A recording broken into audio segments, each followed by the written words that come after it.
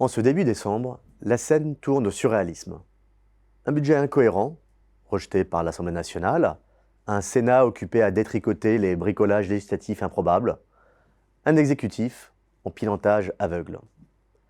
Pendant que l'État s'enlise dans ses propres procédures, les entreprises, elles, n'ont pas droit au décrochage. Elles doivent préparer 2026. Et la question devient presque ironique. Comment piloter quand ceux qui sont censés fixer les règles du jeu ne parviennent pas à le faire? Tout y passe. Fiscalité personnelle instable, menaces sur les holdings, impôts de production au gré des arbitrages politiques, charges sociales à géométrie variable. C'est un vrai champ de mines fiscales et sociales. Et il faudrait dans ce décor prendre des décisions rationnelles. Chaque amendement peut faire sauter un calcul de marge ou un plan d'investissement. Au sein des entreprises, les mêmes questions fusent. On recrute? On augmente? On investit? Vous êtes censé répondre. Pendant ce temps, la machine politique s'enfonce dans l'indécision permanente. Le vrai poison, ce n'est pas la peur, c'est le silence managérial. Ce mutisme prudent qui laisse prospérer rumeurs, interprétations et théories maison. Dès qu'un nouvel amendement surgit, qu'un retrait tombe, qu'une surtaxe revient par la fenêtre, l'instabilité fiscale et sociale n'est plus seulement une source d'irritation, c'est une menace stratégique. Elle pèse sur les salaires, les prix, les marges, les investissements, et désormais sur le moral des équipes.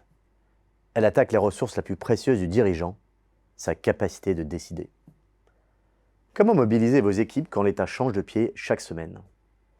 L'imprévisibilité politique ne peut que provoquer le découragement. Pire, elle pousse à l'évitement, à jouer l'autruche, à la grève de la pensée.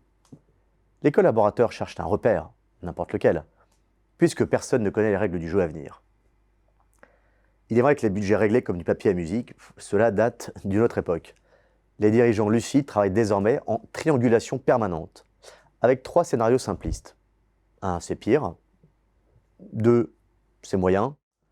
3, c'est respirable. Difficile de faire mieux.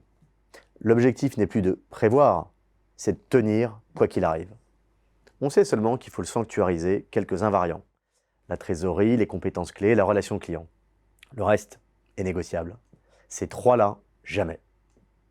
Fin 2025, être dirigeant ne signifie plus apporter des certitudes, c'est impossible.